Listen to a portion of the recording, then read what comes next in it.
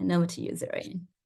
Thank you, Ishani, and a warm welcome to everyone to our Get SFU-Ready session for new international students. So first off, we would like to congratulate you on your acceptance to SFU. If you're still waiting to hear about your admission status, we hope that you will hear some good news soon. We're super pleased that you've chosen SFU as part of your academic journey, and we hope that the experience will be a positive one for you. So for those of you who are watching the recording, please do note that the auto caption functionality may not be 100% accurate.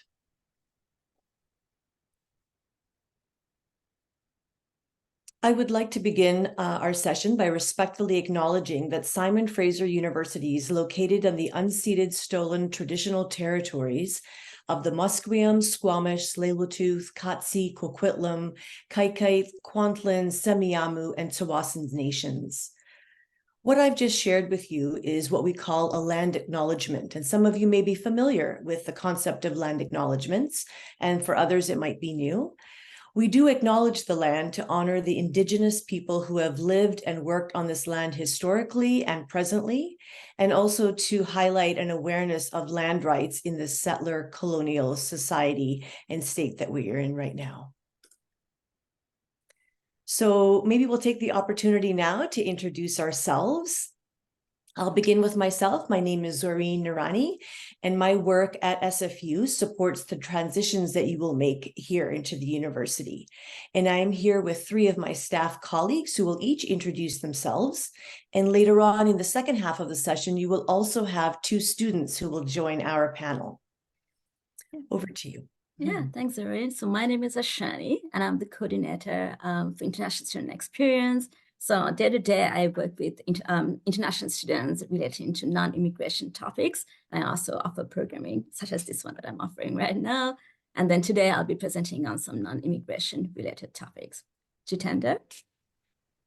Thank you, Ashani. Thank you everyone for joining us today. My name is Jitender Sharma, and I'm International Student Advisor, Immigration Specialist at Simon Fraser University. I'm also a regulated Canadian immigration consultant, which basically means I would be covering the immigration portion of our presentation today. Thank you. Robin.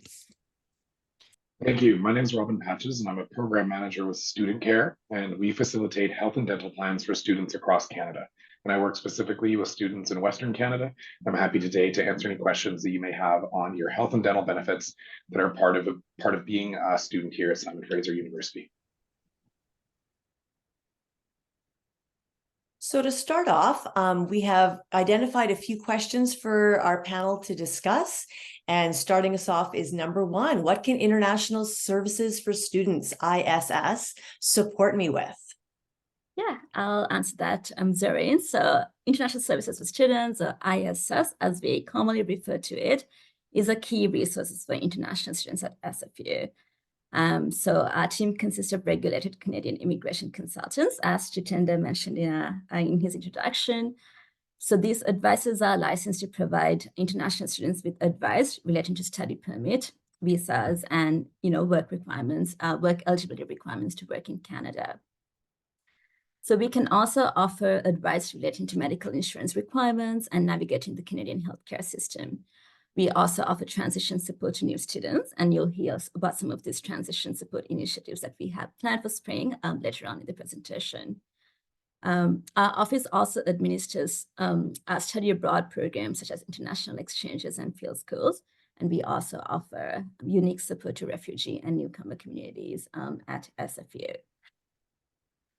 So you can connect with our team in multiple ways. So we offer both in-person and virtual appointments at all 3 SFU campuses.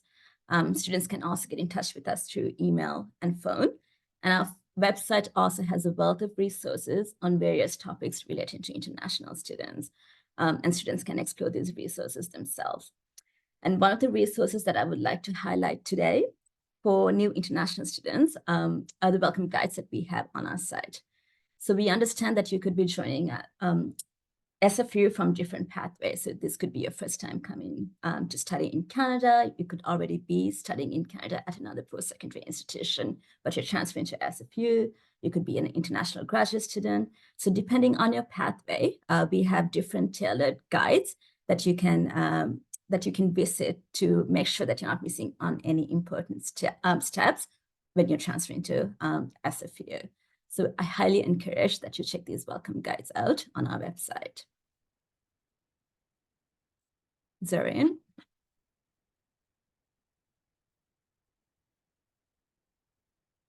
So in terms of immigration requirements, in Canada, there are generally two types of insurance, primary. Sorry, I think we have some questions to ask from Jitender about immigration. So Yes, sorry about that. yeah. So question from my colleague Jitinder. Would I need both a study permit and visa to study in Canada? That's a good question, Zareen. So most foreign national need a study permit to be able to study in Canada unless they are exempt from having a study permit. So as some of you would have already applied for your study permit, and if you are already in Canada, then you already would have a study permit. Your study permit is a document that gives your legal status as a student in Canada. You need a study permit throughout the duration of your program, including writing examination. Now, a study permit is not a visa document, which basically means you will not be able to travel to Canada with your study permit. It's just a status document. So, for example, if you have applied for your study permit from outside Canada, and if you are from a visa required country such as India, China, once your study permit is approved, you would be getting a request for passport stamping, which is basically for your visa. And if you are from visa exempt country, for example, South Korea, you would need an ETA to be able to enter Canada. Yeah. Thank you, Jitinder. Question number 2 for you. I will transfer to SFU from another institute. So do I need to apply for a new study permit? Again, good question. So I understand some of you might be transferring to Simon Fraser University from some another post-secondary institute such as FIC. So in that case, you must already be having a valid study permit, and you might be wondering if you need to apply for a new study permit as you would be studying at a different institute. So if you have a valid study permit, you can continue to use your current study permit to start your program at SFU. But you would need to complete the DLI, or which is known as Designated Learning Transfer Process, which basically inform IRCC that you would be attending a different institute from the one that you initially applied for. So it's a very straightforward process. You don't need to wait for months to get a new study permit. It's just you would need to log into your IRCC account, which you might have used when you applied for your first study permit, and you would be able to complete the DLI transfer process. It should not take more than 10-15 minutes, but if you, we can share the link later on. And if you face any problem in doing the DLI transfer, we would be more than happy to help you. I also want to note that in case your study permit is going to expire in the next 3 to 5 months, we would recommend that you apply for extension at the earliest. So as of today, the processing time for study permit extension is around 136 days. So it would make sense to apply for extension 4 to 5 months before your study permit expire. Now, also, for example, if you would be studying at different institutes such as FIC, and if you are doing a university transfer program, some of your study permit might not have condition that would allow you to work off campus. And if you would like to work off campus when you start your program at SFU, you would need to apply for your new study permit.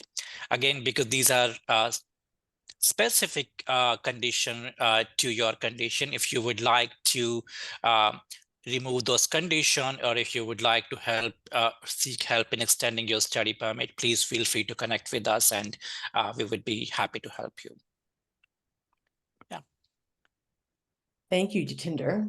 And we realize there's a lot of different things that have been stated. So please don't worry. We will be able to follow up with some resources for you to follow. So moving on to question 3, Jatinder, once again, what conditions must I comply with as an international student in Canada? Thank you, Zorin, for this question. So when you come to Canada to start your program at SFU or for any other institute for that matter, there are a certain number of conditions that you are expected to in compliance with as an international student. So for example, IRCC expect that when you start your program as international student, you should be making reasonable progress in your program. Now, what does that mean by making reasonable progress into your program? It basically means you should be enrolled in every academic term and again, making a reasonable progress. So a reasonable progress could mean different to different people, right? So for example, let's say that if I start my program and if I continue to, let's say, fail in every semester, that could mean that I might not be very serious about my program, or I might not be making progress into your program, right? So that's something is expected, again, that you make a reasonable progress so that you're able to complete your program in 3 to 4 years or 2 years, depending upon whether you are pursuing an undergrad program or graduate program at your institute. Also, I also understand that sometimes there are some life conditions might happen and you might need to be away from your school for some time, right? So in that case, so for example, in case you need to take time away from your program, IRCC has a condition that allows you to be away from your program for up to 150 days, which basically means 1 semester. So let's say in case you need to be away from your program for more than 150 days or more than 1 semester, in that case, you would need to either change your status from student to visitor, or you would need to leave Canada, as you cannot stay in Canada for more than 150 days without being enrolled into your program. So again, I understand that that might be a lot of information to process. Again, as Doreen mentioned, that we would be sending follow-up material for you to be able to process the information. And again, like, you're always welcome to get in touch with one of us in case you have any question about your a question about how to be in compliance with study permit condition as an international student in Canada. Moving to question 4. Does Canada allow international students to work while pursuing their program, Jatinder? Yeah, so I believe that's an important question for a lot of students, that does Canada allows you to work on and off campus while you complete your program at SFU? So I also understand that, because if you work, you would be gaining a valuable Canadian experience that might be helpful once you seek employment, once you complete your program. But the good thing is that as an international student, you are eligible to work on and off campus. So as you are, if you're looking at the slide, to be able to work on campus, you need to meet certain conditions. So first of all, you should be having a valid study permit. You should have a condition on your study permit that says that you're allowed to accept employment on and off campus, and you should be a full-time enrolled student at the institute. So what does full-time enrollment mean for undergrad and graduate student? So for undergrad student, full-time basically means you should be enrolled into minimum of 9 units to be considered a full-time enrolled student. For graduate student, you should be enrolled into minimum of 6 units to be considered a full-time. Now, what are examples of some of the on-campus employer? So again, like if you're working at school, if you're working as a TA for a faculty member, if you're working for yourself on the campus, it would be considered on-campus employment. If you are also working for a private business that provide on-campus services to the school, that would also be considered on-campus. Again, if you have some confusion about what could be constitute on-campus employment, please feel free to connect with us and we would be happy to help. Next slide, please. So again, in addition to off campus, on campus, you are also eligible to work off campus. So as an international student, your study permit allows you to work up to 20 hours of per week during academic session, or full time during regularly scheduled break between terms, reading week, or academic break. So again, it should have the same condition that you would need to fulfill to be able to work off campus. You should have a study permit and a condition that says that you can accept employment off campus, maintain full-time enrollment, and you should be pursuing a program that would be culminating into degree, diploma, or certificate that is at least 6 months or longer. So that's basically, so you might also be wondering how many hours you might be able to work on and off campus. So as the slide mentioned, you are able to work 20 hours off campus during an academic session. As far as number of hours on the on campus are concerned, there is no limit on the number of hours you can work on campus. But again, because your main intent is to study in Canada, it is important to balance between your study and the number of hours you are able to work. So again, you could be in compliance with your study permit conditions.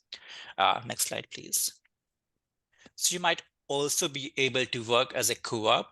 Now, SFU has certain program which has a mandatory internship as a part of their program, or as an undergrad student, you could also apply to work as a co-op.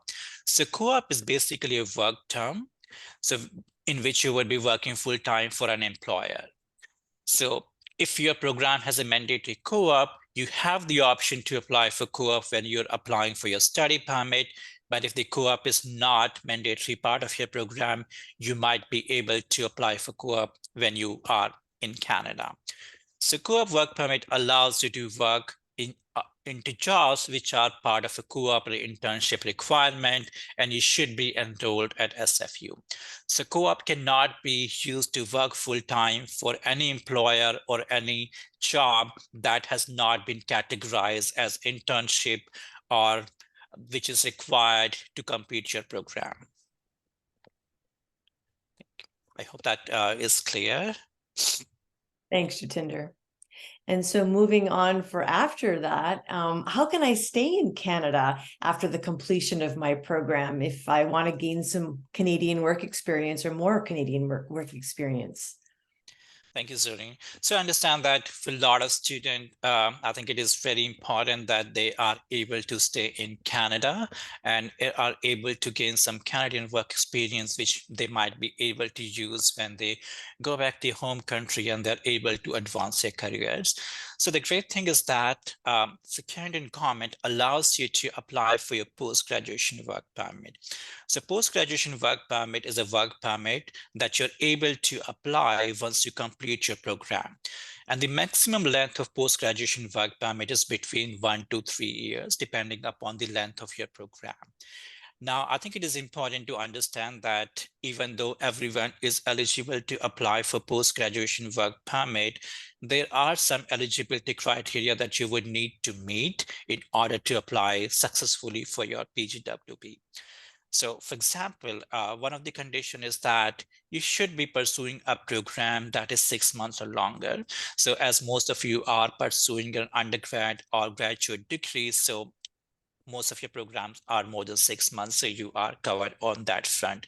You should be studying at a DLI such as SFU, again, because SFU as a designating learning transfer institute. So again, you are covered on that front.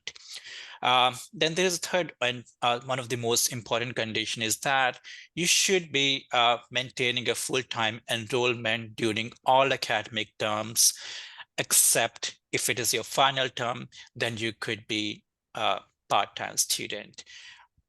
So what does that mean for undergrad and graduate student? So for undergrad student, spring and fall are considered to be academic terms, whereas summer is an optional terms in terms of enrollment. So you should be maintaining a full time in every spring and fall, unless it is your last term. In that case, you could be part-time. Also remember that if summer is your last term, in that case, it will not be considered to be an academic or regularly scheduled break. For graduate student, there is no scheduled break, which basically means you should be enrolled full-time in every academic term, which basically means spring, summer, and fall, unless it is your final term in which you could be a part-time student. Now, again, as I mentioned earlier, sometimes there could be some circumstances which are beyond our control, and that could force us to become part-time or take some time away from your school, right? So in that case, what we recommend is that you keep documentation of the reason because of which you had to take a time off or you had to be a part-time. And when you apply for your post-graduation work permit, you explain to the visa officer that these were the reasons because of which I had to take the term off or I had to be a part-time student, and include those documentation when you apply for your post-graduation work permit. Now, remember that when you don't meet the criteria, these chances of approval is at the discretion of the visa officer, and the approval may not be guaranteed. So it is important to be aware about these requirements when you start your program, so that you're able to maintain those requirements as much as possible. Thank you. I have two more questions for you, Jatinder. Our number 6, what documents do I need to carry while traveling to Canada? Thank you, Zareen. So can we go to the next slide, please?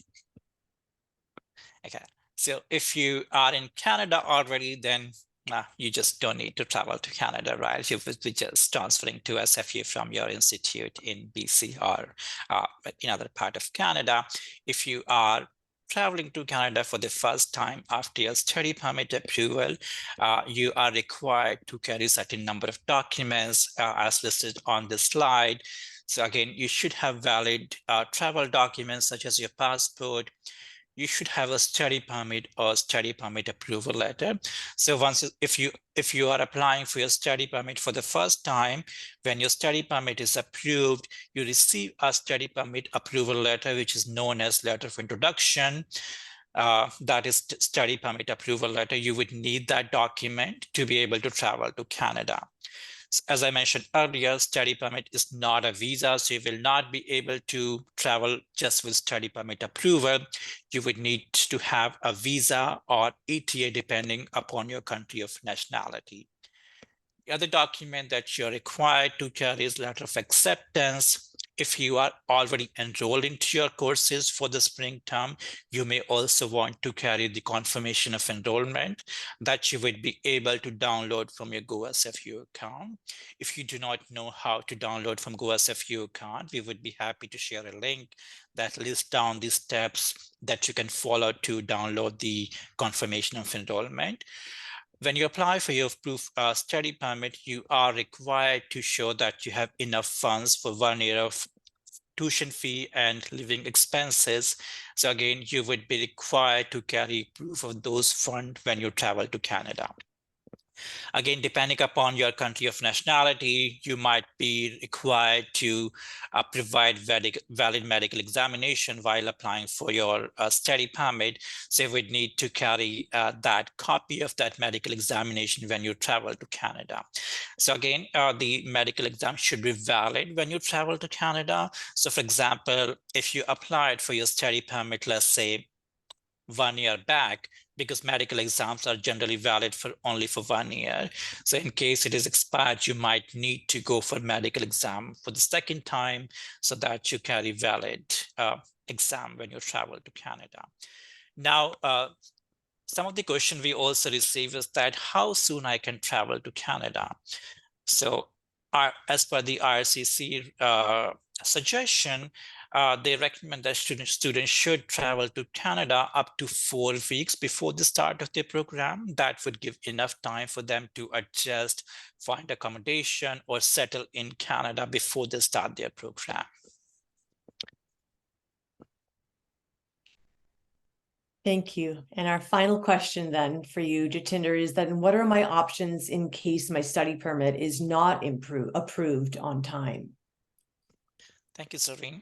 So yeah, I understand that might be the situation for some of the applicants as IRCC continue to face backlog that they had from the pandemic era, even though they have made great progress in processing the application. I understand that some of you might be experiencing delay with processing of your study permit. So there are a couple of options that you can explore in case your study permit is not approved in time. So the first option is that you might want to contact your academic advisor for undergrad student or your program advisor for graduate student. You might want to ask them that, is it possible for you to start your program from outside of Canada? Again, like that might not be, that might be like very small possibilities, as most of the courses are now offered in person at SFU, but there is no harm in checking with your advisor if that is a possibility. Now, let's say that if your advisors say that you are able to start your program online from your home country, it does come with certain risk. So which I would like you to be aware of before you make that decision. So again, not all study permit approvals are guaranteed. So unfortunately, we do see some refusal for study permit. So that's something you might want to keep in mind, that what would be scenarios in case my study permit is refused. So in that case, you might want to keep in mind the add and drop deadlines. So normally the deadlines, add and drop deadlines would be in the 2nd and 3rd week of January. So let's say if your instructor allows you to start your program online, and let's assume that January 20th is the add and drop deadline for spring. If you continue to study beyond January 20, and if your study permit is refused, you might not be eligible for a refund for the number of courses that you enroll for spring. So that's something you might want to keep in mind if you do plan to start your program online. Other thing is that the time spent studying outside of Canada will not be counted towards the length of your post-graduation work permit. Now, for undergrad programs, because it's a 4 years program, so even if you spent 2-3 months studying online, that would not have any impact on the length of your post-graduation work permit, because to receive our 3 years of post-graduation work permit, you should be studying at least 2 years in Canada. So because a 4 years program, you will still be studying for 2 years in Canada. For graduate program, if you are doing a 2 years program, and if you spend a couple of months studying outside of Canada, you might not get 3 years of work permit, as you would be spending less than 2 years in Canada for your program. So anything less than 2 years, you would get the similar amount of post-graduation work permit. So let's say if you spend 15 months in Canada, you might get only 15 months of post-graduation work permit. So these are some of the risks you might want to consider in case the studying from outside Canada is available to you. I think the safest option might be, for most of the students, might be to apply for DEFL. So as mentioned on the slide, for undergrad students, the deferral deadlines is between October 15 to December 15. So you will need to submit a form that we can share with later in case you not sure whether you would be able to get your study permit by December 15. For graduate student, you might want to contact your department. What are your options for deferment in case your study permit is not approved on time? This is because some of the graduate programs are only offered once in a year. So in case you need to defer, you might have to wait for 1 year before you're able to restart your program.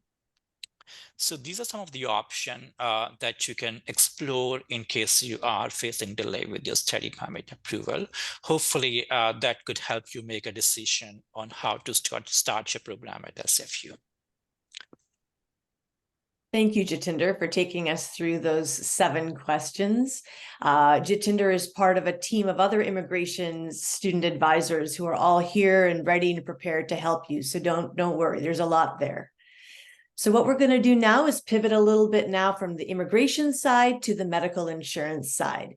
So Ishani, bringing you up to a couple of sharings and questions here. Can you tell us a little bit about how this all works?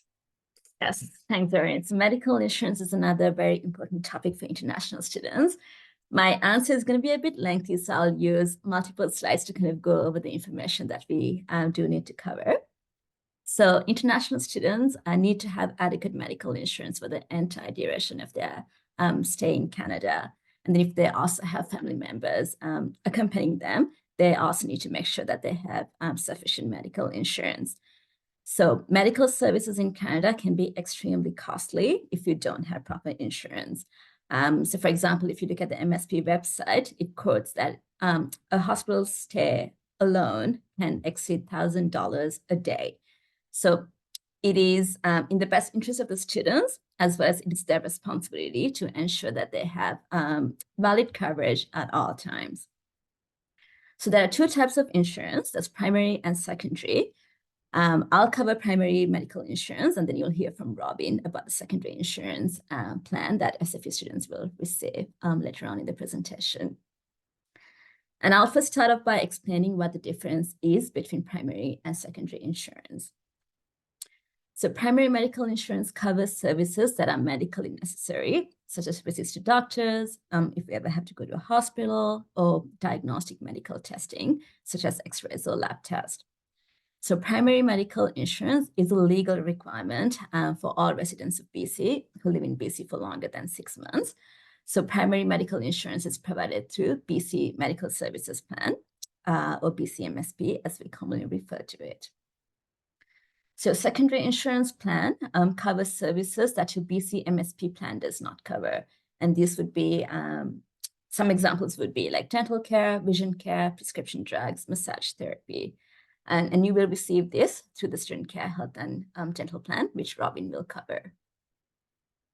So I will focus on primary medical insurance first, and I will start off with explaining how BC Medical Services Plan works.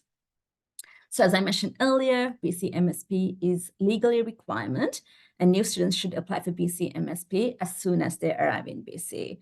So if there are any students here who are already in BC but don't have BC MSP coverage yet, please make sure that you apply as soon as possible. And BC MSP does have a 3-month waiting period for it to be effective, and that depends on when you arrive in BC. So to cover this waiting period, SFU provides a temporary plan called Guard Me at SFU. And so that should cover you while you're undergoing the BC MSP waiting period.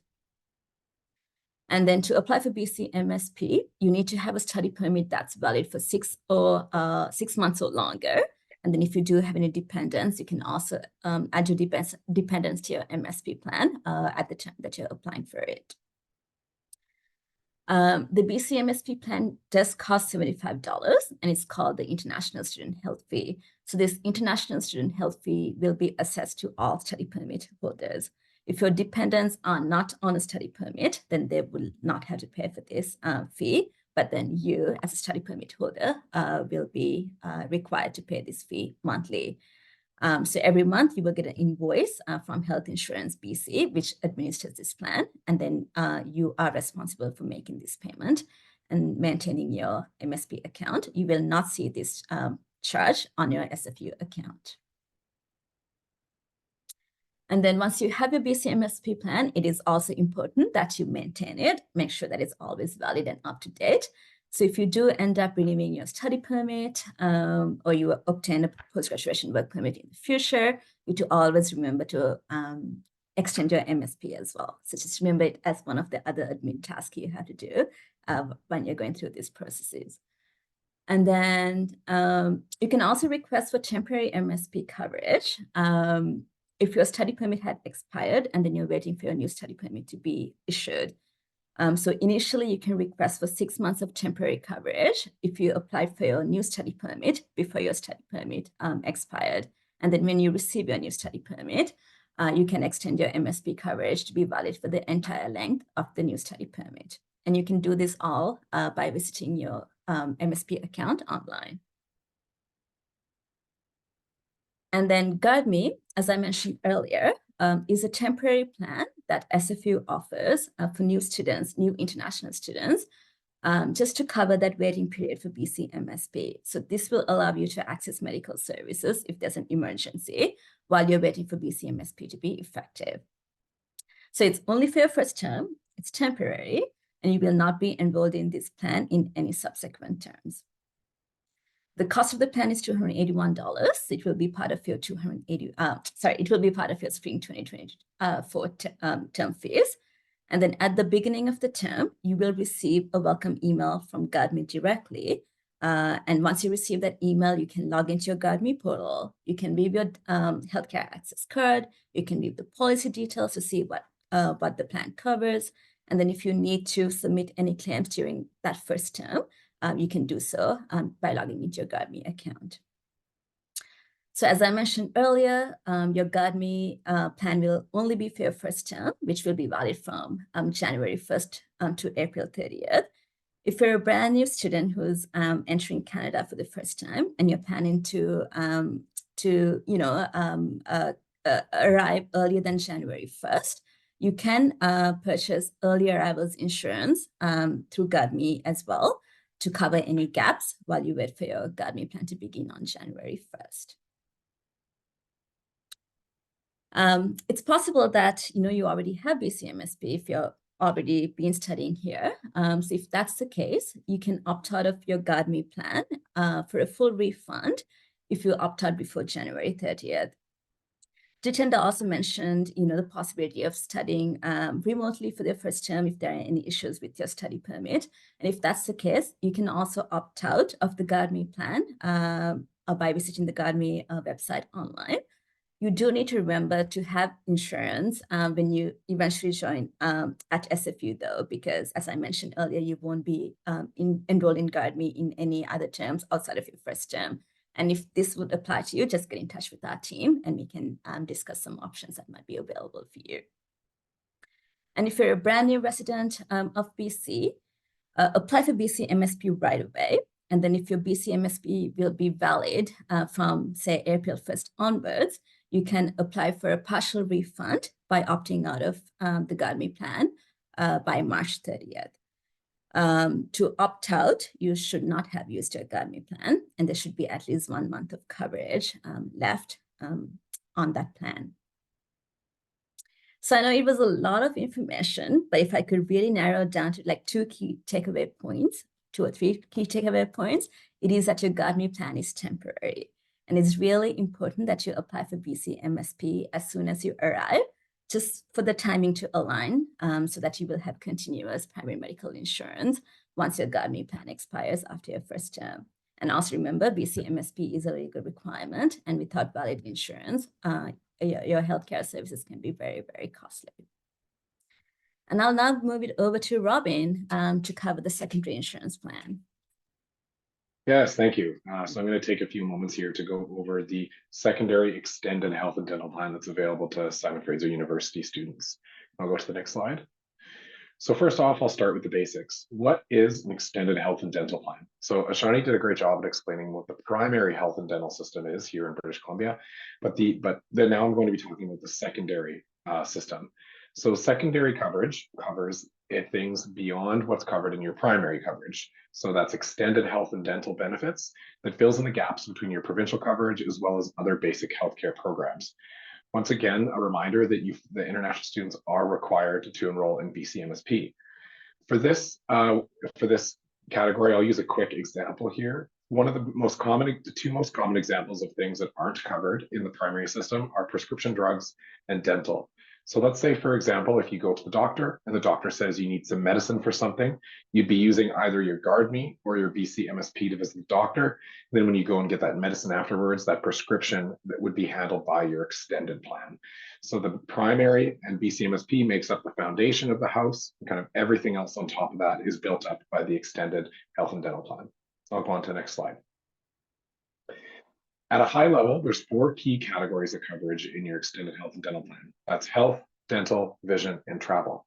I'm not going to go over every single piece of coverage today because there's a lot of information getting shared and I don't want to overwhelm you. But you can visit the Student Care website later to go over that in detail. But at a high level, the health category includes prescription drugs and other professional health providers, such as psychologists, chiropractors, and massage therapists, dental coverage, vision coverage, which includes eye exams and eyeglasses and laser eye surgery, and emergency travel coverage. And what travel coverage means is this is coverage for if you choose to go to a different country during your studies. This does not entail your home country. It is if you're choosing to go to a different one other than your home country, because you would need coverage in that instance as well. And I'll go to the next. The total cost for the undergraduate health and dental plan is just under $180 Canadian, and you can enroll your dependents as well as your family for ×1 of that plan fee if you have one dependent to enroll. And if you have more than one dependent, that's ×2 the plan fee. And it's worth noting that the unlimited dependents option, it doesn't matter if you enroll 2 children or 10, it's going to be the same route. It's going to be the same cost for that. And I'll go to the next. The graduate plan cost is listed here at about $323 with the same logic that applies to the dependent enrollments. So ×1 or ×2. And on to the next. Next, I'll go over the coverage periods. So for the spring term, the coverage period is January 1st, 2024 to August 31st. And in the summer, that's May 1st to August 31st. But worth noting is that there's an important time period that takes place in both of those that's called the change of coverage period. So the change of coverage period is listed here. So for spring, it's January 2nd to 19th, and for summer, it's May 3rd to 24th. This is the time in which you would make any changes to your coverage. This includes opting out if you have coverage elsewhere. However, I don't think that many of you will, but if you have coverage for extended plans elsewhere, you can opt out of this and receive a full refund. But most importantly is this is when you can apply to enroll your family or like enroll your dependents into the plan is during the change of coverage periods. If you have extenuating circumstance that limits you to not be able to enroll during those times, we will absolutely help you on a case-by-case basis. And it's also worth noting that we have a standing exemption for any family members that arrive in Canada after the change of coverage period. If your family member arrives later than the change of coverage period, you have 30 days from the date of their arrival to be able to enroll them. No problem, we understand that that happens. Now, what the coverage period means is this is the time in which your benefit maximums applied. So you saw on a couple slides ago, there was, for example, a maximum of dental within a year. That coverage period is where that dental maximum would apply. So that means after August 31st, those coverage maximums would be reset, and you'd have a whole nother year of benefits to enjoy. I'm gonna go to the next slide. As mentioned here, it is possible to opt out if you have health and dental coverage in a different location. You can do so at studentcare.ca, and you can opt out of the health or dental portion or the entire plan. All that you need is proof of this alternate coverage, which you can upload on our website, on our digital opt-out portal, and it shouldn't take you any more than 2 to 5 minutes. It's super quick. And then once your proof of alternate coverage is approved and analyzed by our team, you will receive a credit to your student account for the plan fee. Next. Now, how do you use the plan? So how do you claim? There's 3 key ways that you use the plan. So when you are visiting a professional to have a service, the easiest way is by using your PayDirect card. So if you go to studentcare.ca, you can download a PayDirect card, and you can show this to some professionals who can take the money directly off your bill. The most common places that will use this method are prescription drugs, so pharmacies, or at the dentist.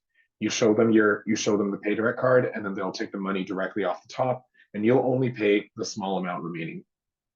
Some other professionals do accept this, and it's becoming more common nowadays because it depends on the professional's ability to process that card.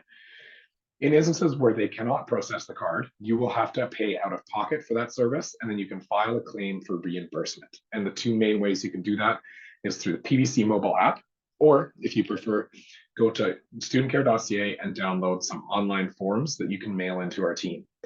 The easiest way that I recommend is downloading the PBC mobile app and then registering for direct deposit with your bank account, so that when you file your claim, you get your reimbursement quickly. You don't have to worry about any delays in the mailing process. Next up. Any new students will experience what's called a blackout period. So for the first 2 months of your study at SFU, your coverage will not be active. However, that doesn't mean you don't have coverage, because what this is you will have active coverage. However, this insurance company takes a couple months to be able to validate all of the thousands of new applications that we get at that time. So you can still go and get the medical services that you need. Just make sure to save your receipts and then file for reimbursement 2 months after you arrive, and your coverage will be active. And next up, I'll talk about networks. So Student Care also runs, on behalf of SFU, a network of professionals that provide additional discounts to students. So we understand that even if you can get a reimbursement of your cost back, sometimes it's hard on a student budget to be able to put up the money initially to be able to get these services.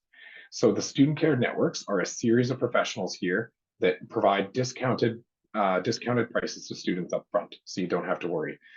This is a list of your networks here, and you can see a full listing of them at studentcare.ca. And thank you very much, and I'll pass it on to my next colleague. Thank you, Robin. Yeah, back to you, Ishani. Can you maybe just detail a little bit about some key supports and resources that are here at Simon Fraser University for all our students? Yeah, thanks, Erin. So students, you will find that SFU is pretty compartmentalized, but that means is that each unit will provide specialized services. So I will list out some key resources new students should know about. So undergraduate students, if you have any questions regarding your application status, your admission offer, you will have to contact the undergraduate admissions department. Jitendra kind of went over this during his presentation about deferrals. And if you are thinking about deferring your term, you will also need to contact the undergraduate admissions department. And for graduate students, the Graduate Studies Office and your academic department will be key points of service during your time at SFU. So the Graduate Studies Office is the Administrative Student Services Unit for graduate students. So they can assist you with questions regarding academic progress, academic policies, and then also let you know about funding that might be available to graduate students through their office. And then if you need any assistance with academics or course registration, you will have to reach out to your relevant academic department. And if you're a graduate student, you're thinking about deferring, you will have to contact your individual academic department to get that process rolling. And for undergraduate students, at any point, if you have any questions about course planning, your academic program, or if you're thinking about switching majors, if you run into academic difficulties, SFU does have a team of dedicated academic advisors to advise you on those matters. So international student advisors at ISS are not qualified to provide academic advising. But once you do have your SFU Computing ID activated, we recommend you to check out Advisor Link. And when you log into this platform, you will see the list of academic advisors who can assist you with everything related to academics. And then you can also use this platform to book appointments with academic advisors directly. And along the same vein of academics, the topic of academics, there are 3 online courses that have been developed specifically for new international undergraduate students. So they're called UPrep Step 1, UPrep Step 2, and SFU 101. So these courses have been developed to give you an introduction to SFU, prepare for your academic transition. So collectively, these courses cover everything from course terminology to degree planning and faculty events. And then you will also have the chance to connect with other students from your faculty to complete these modules. And this will allow you to make connections with fellow peers from SFU before you even start your your first term at SFU. So once you do get the invitation to access these courses, we really do encourage you to visit them and check them out. And the Center for Accessibility Learning, or the CAL, make every effort to assist students with disabilities so that they can achieve their educational goals. So the disability access advisors will help students establish accommodations, and some of those examples would be classroom or exam modifications. So if you're a student with a suspected or a documented disability, please get in touch with the CAL as soon as possible. And then residents, if you're planning on living on campus and you have questions about your residence application, moving instructions, you will have to contact the SFU Residence and Housing Department directly. And if you plan to live off campus, you're searching for housing, the SFU Residence website has the link to this organization called Places for Students. And this organization lists rental properties near the different SFU campuses. So you can find all this information on our residence website. And then if you're curious about any financial aid, scholarships, bursaries that's available to international students, you will have to get in touch with the Financial Aid and Awards Office, as they administer all financial aid.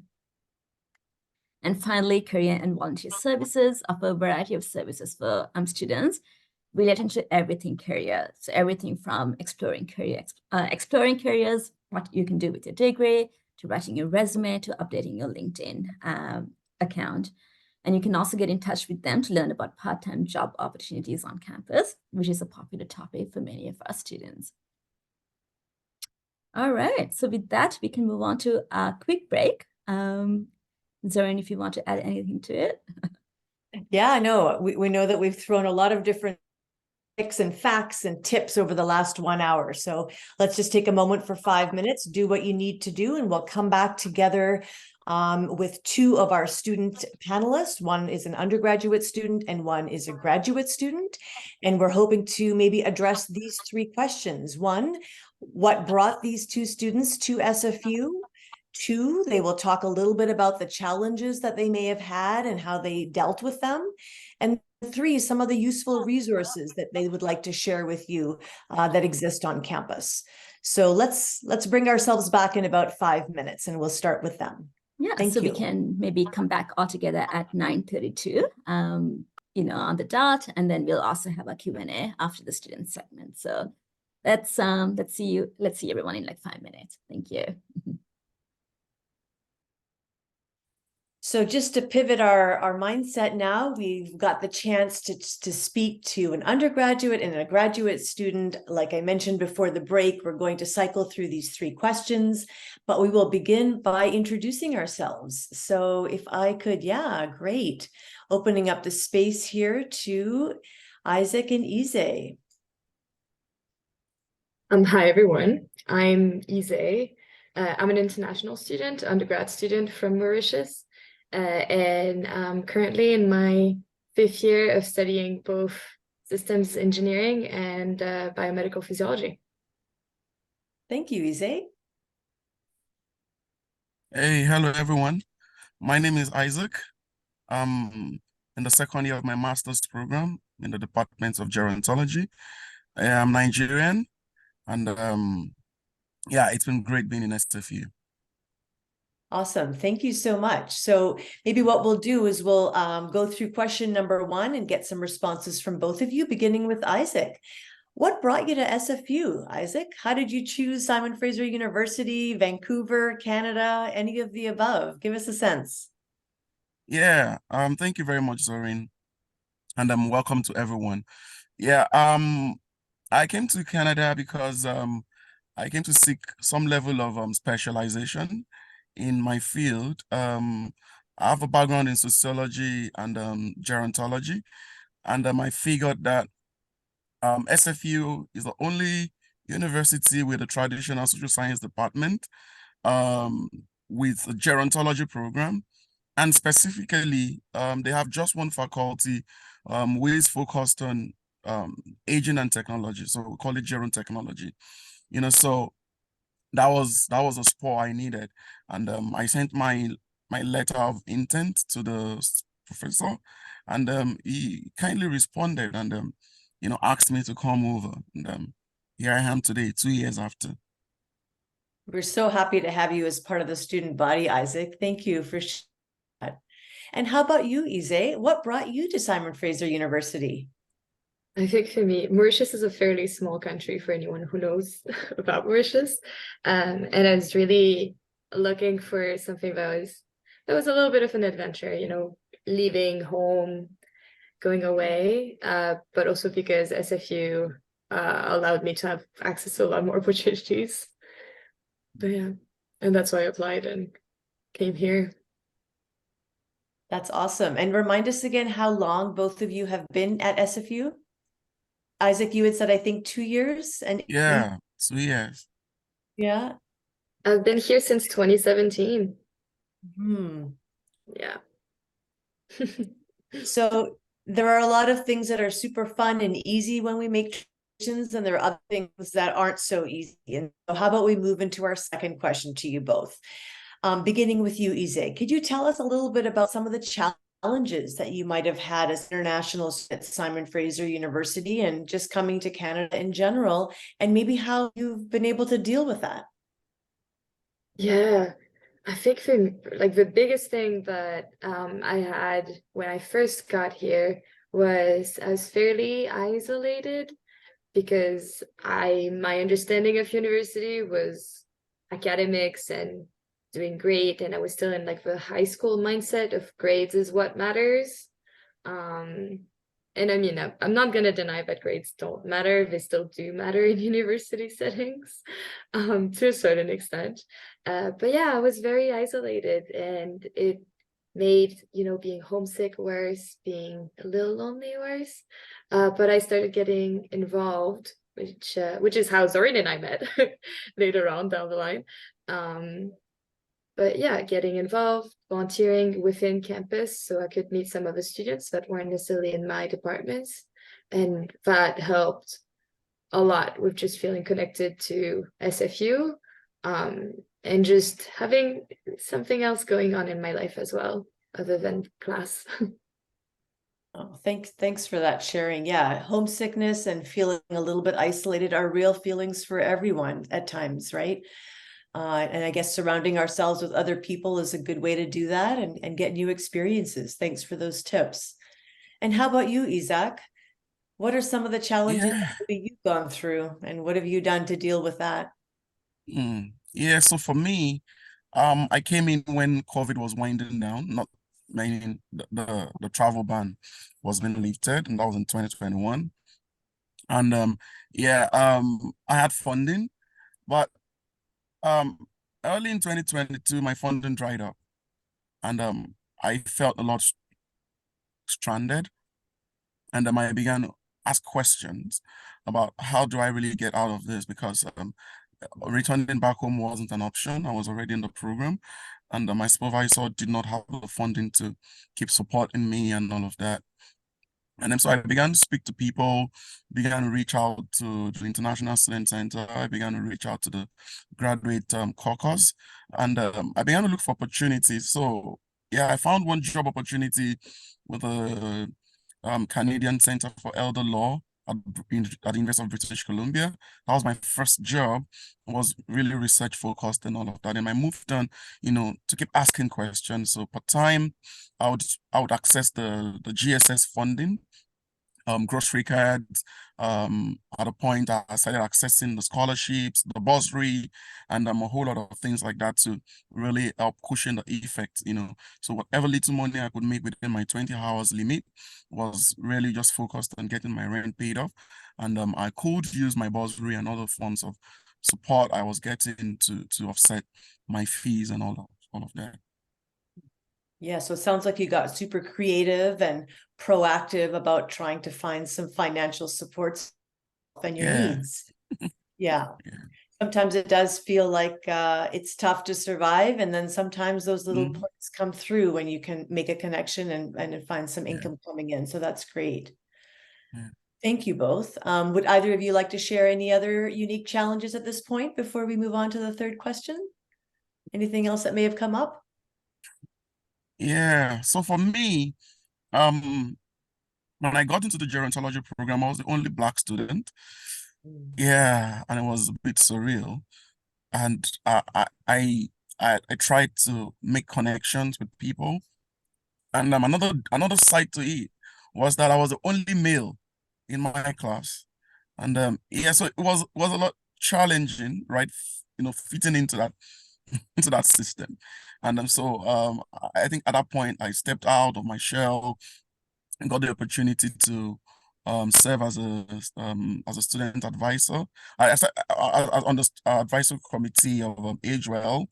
Then I also got the opportunity to join the advisory committee of the FAST, Faculty of Arts and Social Science graduates graduate committee.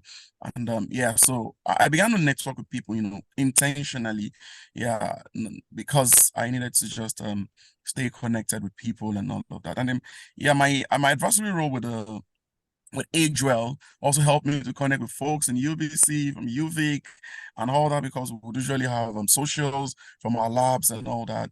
And then so that really gave me the exposure and connections with people, opportunities for outing, to be socially connected with people, and also be a part of SFU, in a very productive way.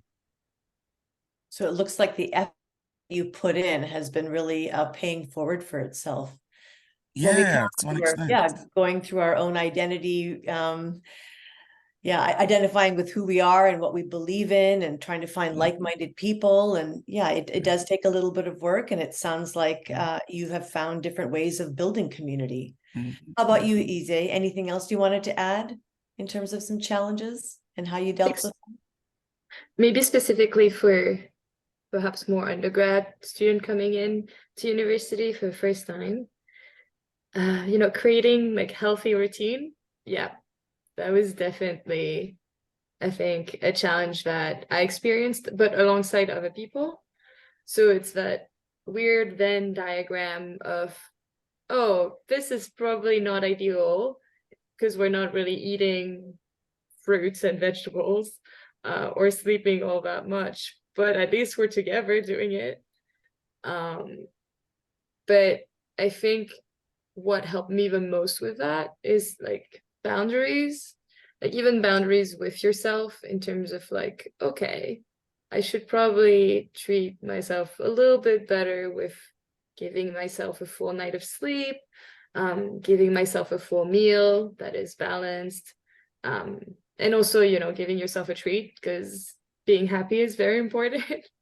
Especially around that time of a semester when everything is wrapping up and have final assignments and all of that. But yeah, it made me think of all of those routines that you suddenly have to build as you're entering adulthood in a way. Yeah, it's a great point, especially at the undergraduate level. Many of you out there might be a little younger and leaving home for the first time, or coming to a new country for the first time and being surrounded by people that are super new and different and unique than you are. Having a little bit of that structure, and like you mentioned, the boundaries and the timeline and the community, and of course, loving yourself and finding out different ways of what that looks like for you. Yeah, that's great. Thank you both. And maybe we'll move to our third and final question before we open it up to the audience for their questions. Beginning with you again, Isaac. What are some of the useful resources that you think international students should take advantage of on campus? I know you mentioned about financial services. Are there any other services that you would like to promote? Yeah, so the International Student Center was a great deal of help to me, because I didn't quite understand the immigration process and all of that.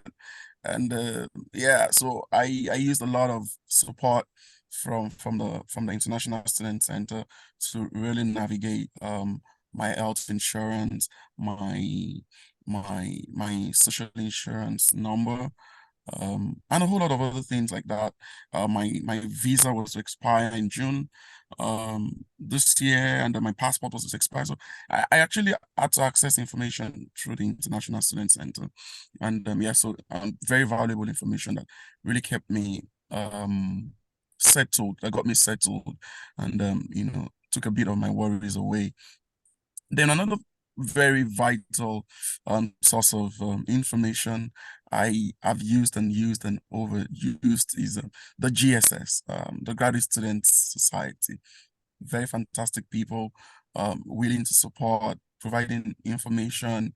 There's a bulletin, a newsletter that is released once in 2 weeks. I get to read it and find information that relates to my situation, especially because of my financial situation. I also needed all of the information I needed about the financial support opportunities, and then of course the graduate caucus in my department was also very helpful when I was coming into the country to find a place, to get my bus pass, to do a whole lot of things. My graduate caucus in the department was really, really helpful and supportive. So I would say that you should subscribe to all the newsletters on campus and then take time to read them. I accessed the funding recently, and I wouldn't have known about the funding if I'd not read the newsletter. And then I read the newsletter and they would say, oh, for an RA, you could access funding, family support funding and all of that, family subsidy. And then I applied and then I got 1,500. That was huge. It made a whole lot of difference for me, right? So read all the information. You can have access to all the newsletters. Take time to read. You'll find something very valuable. And then I also like to say that my own personal experience as a Black person, don't take no for an answer. Yeah, I like to say this a lot. Keep knocking, right? People would naturally, depending on who you are, depending on how you've presented yourself, depending on the need of the person or the group or the department or the unit at that point in time, you're likely to get a lot of no's. But make every no an opportunity to find insights for next year's. So for me, it's been very valuable. A personal experience, I had applied to the Research Commons as a grad peer facilitator for In Vivo. And yeah, I went through the interviews and I got a no. And I was like, okay, fine. I sent an email back to the head of that department to say, I really want to know why I got a no. I want to improve. I want to get better. And then she asked me a question about if I'd taken a particular course on campus, a teaching course on campus. And I said, yes. Oh, she said, but you didn't put it in your CV, in your resume. I said, oh, I have it. I completed it last year. And then she was like, okay, I'm going to pencil your name down. And I didn't know she was actually pushing to get me on board on the team. And then the moment someone dropped out of, the offer, she just called me up and gave me the offer. And that offer has made the difference for me. So don't take no for an answer. Seek for opportunities to improve yourself. Even when you get a no, ask for why you got a no. Some people can explain, some will not explain, but take every no for an opportunity to advance your next opportunity to get a yes. Thank you, Isaac. And maybe I'll just summarize the 4 tips that you just said, starting off with our own unit that's presenting today, the International Services for Students, ISS. We are definitely all here to support your immigration needs, your medical needs, and of course, your engagement needs. As a graduate student, Isaac was also mentioning about the GSS, the Graduate Services for Students, as well as your caucus, all great places. This idea of being proactive and not settling for a no basically means try to be creative, try to find ways to get what you need in the ways that will help you. And then the last tip I heard there, which is a great one and a good reminder, you will get a lot of emails. You will be on different platforms for getting information. You might be scrolling through social media. Read the things that are out there. Our university has so much to offer, and the only way we can tell you about it is through these different messaging. So read the messaging. Some of it is going to be super helpful and perfectly timed for you. Over to you, Ize. What are some of the useful resources that you think international students should take advantage of on our campus? I just definitely want to agree with some of the ones that were mentioned. Newsletters have found a lot of opportunities and a lot of events that definitely benefited me academically and for my career. So yeah, it can be a little overwhelming to suddenly receive like 5 new emails in your inbox, but skim through it, delete it. That's kind of my system with them, to have to deal with them, so that I'm also not, have an entire inbox full of newsletter. Yeah, international services for students, being an international student, amazing, truly great. I think for me specifically, I wanted to make sure that I was organizing and planning my courses in the best way, because between biomedical physiology and engineering, courses are not necessarily available every single term, and sometimes they have limited seating. And so being able to go see academic advisors during less busy time, as in not during enrollment or during planning, that was extremely beneficial. Sitting down with them, have an Excel sheet with what am I taking this term, what am I taking this term, when am I planning to graduate? Yeah, to this day, it's very reassuring, and it gives a little bit of an easier, it's easier to see where I'm going, and it's easier to see my path and when I'm gonna be done. Yeah, for sure. And at that, I will just reiterate, the academic advisor is who your best friend will be once you know what you're studying, once you know where your end goal is, once you're available to plot things out. And I think that also goes back, Ise, to your original idea about being organized and having that plan and putting your boundaries. Maybe, Ise, this might be a good opportunity for you to share with us a few things that are happening at our Global Student Center. For sure. Michelle, maybe you can bring up one of those slides. Thank you. Yeah. So on top of being an international student, I also work part-time for international services for students, and I work out of the Global Student Center. So it's just a space. We have events, we have programs. We're here for supporting international students. Starting in January, we'll be opening from Tuesday to Thursdays, 12 to 2. We'll have group events and just group programming during that time. And there's always going to be a professional staff and me for a little bit, who are going to be there for transitional support. You know, if you're not sure where to ask what, just tell me, and I'm hoping that I can show you where to go next and what questions to ask to make sure you get the answer you need. But yeah, so that actually brings me to the next slide. Oh, hey, that's me.